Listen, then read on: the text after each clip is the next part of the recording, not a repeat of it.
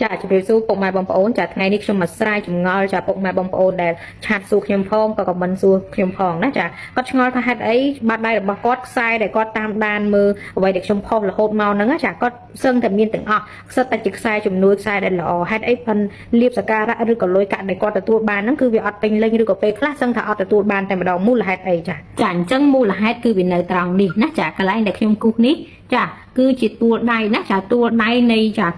ម្រាមដៃឬគេហៅថាទួលនៅត្រង់នេះគឺទួលសៅចាហើយចាមួយទៀតគឺគេហៅថាទួលអាទិត្យដែលនៅជួបគ្នានឹងណាចានៅជួបគ្នាទួលសៅនិងទួលអាទិត្យនេះគឺសំខាន់ណាស់ប៉ុន្តែមើលទៅលើសាច់នៃទួលដៃរបស់គាត់គឺខូចសាច់ដែលលក្ខណៈផត់បែបនេះគឺគេហៅខូចចាអញ្ចឹងបើសិនជាទួលចាម្រាមមួយណាដែលវាផត់សាច់បែបនេះគឺវាស្មើនឹងខូចហើយណាចាសម្រាប់ទួលដៃដែលខូចនេះគឺវាប្រៀបដូចទៅជាចាគេហៅថាដៃមួយដែលវាចាមានផលបុណ្យមិនពេញលេញឬក៏ចាលៀបសការៈដែលយើងទទួលបានហ្នឹងគឺអត់ពេញលេញបើនិយាយឲ្យស្រួលស្ដាប់បើឧទាហរណ៍ទៅវាប្រៀបដូចជាដីដែលខ្សោះជីជាតិអញ្ចឹងណាចាអញ្ចឹងដាំដំណាំអីក៏អត់បានផលដែរអញ្ចឹងដំណាំហ្នឹងគឺជាខ្សែដែលឆ្លងកាត់នៅលើទួលម្រាមរបស់យើងនឹងឯងអញ្ចឹងបើសិនជាទួលហ្នឹងវាផត់វាខូចខូងសាច់បែបនេះហើយចាទោះជាមានខ្សែល្អដូចតែគាត់តាមដានមើលខ្ញុំផុសហ្នឹងទោះបីមានខ្សែល្អមកឆ្លងកាត់ក៏ដោយក៏អត់បានផលច្រើនដែរព្រោះទួលដៃវាខូចអញ្ចឹងវាប្រៀបដូចជាដាំដំណាំលើដីដែលខ្សោះជីជាតិអញ្ចឹងណាចារីឯទួលប្រហោះរបស់គាត់នេះចាសាច់នៅក្រោមដៃចង្អុលរបស់គាត់នេះទោះបីជាវាអត់ផតសាច់ចាខូចដូចជាចាទួលសៅជាមួយនឹងទួលអាទិត្យក៏ដោយក៏ប៉ុន្តែសាច់របស់វាមិនស្មើគ្នាបែបនេះក៏អត់ល្អដូចគ្នាគេចាត់ទុកថាជាទម្រង់ទួលដៃដែលមិនពេញលេញដូចគ្នាណាចា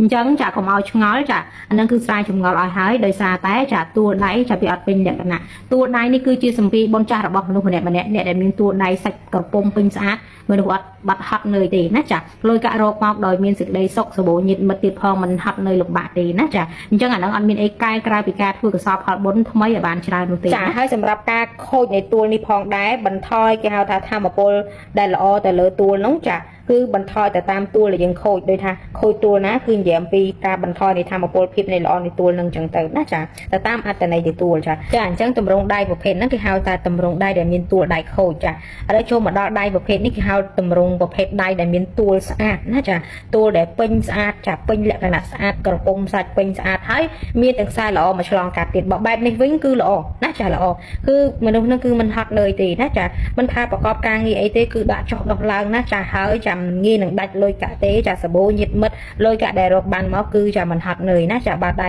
បែបនេះចាតែមានសាច់ក្រពុំស្អាតបែបនេះទោះបីជាមិនមានខ្សែល្អឆ្លងកាត់ក៏ជីវិតមនុស្សមិនលំបាកដូចគ្នាដែរនេះដោយសារតែមានសម្ពាធបនចាស់ច្រើនណាចាដៃបែបនេះគឺល្អណា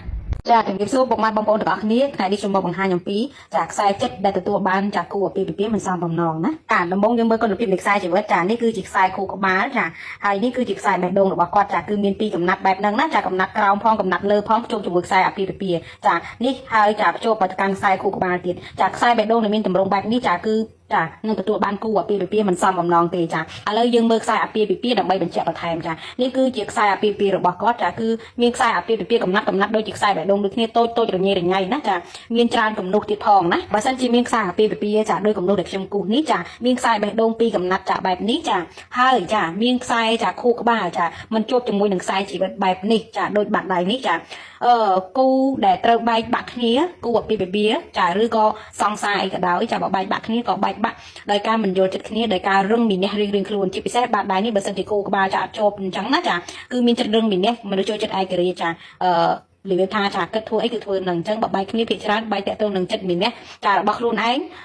ឬរៀងខ្លួនរវាងចាអ្នកដែលយើងស្រឡាញ់ហើយនឹងយើងនឹងឯងណាបើតាមគំនូសនៃខ្សែអាពាហ៍ពិពាហ៍នេះបើសិនជាគាត់មិនចេះអត់ធន់ចានៅក្នុងចិត្តរបស់គាត់មិនចេះអត់ធន់ទេចាហើយបូកសំជាមួយគូនោះត្រូវអស់បុណ្យជាមួយគ្នាទៅទៀតចាគឺគូនេះអាចនឹងរៀបការចា2ទៅ3ដងណាចាហ្នឹងតាមគំនូសអាពាហ៍ពិពាហ៍តែបើសិនជាករណីចាគាត់ចាចេះអត់ធ្មត់នៃចិត្តចាចេះអត់អោនដូចគ្នាហ្នឹងរវាងចាអត្តចរិតបុគ្គលណាចា